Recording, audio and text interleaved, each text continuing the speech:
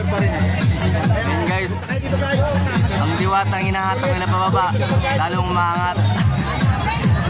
Ayan o. Grabe sa diwata talaga.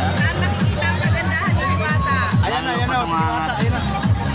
Dahil sa mga humili sa kanya Ayan ang pababa. kagandahan ni Diwata, guys.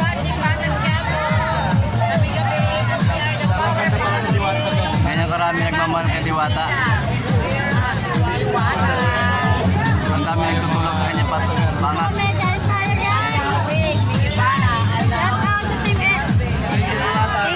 Sa wakas, nakita rin ako ng Diwata sa tumbuhay ko. Ayan siya, busy-busy. Ayan. Ang dami nagpapapicture. Ganyan karami ang nagmamahal kay Diwata. Meron yan. Ayan. Di makakapasok ng gano, puno pa.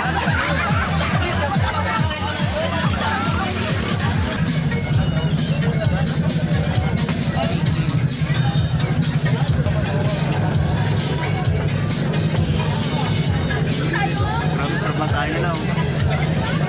Sarap.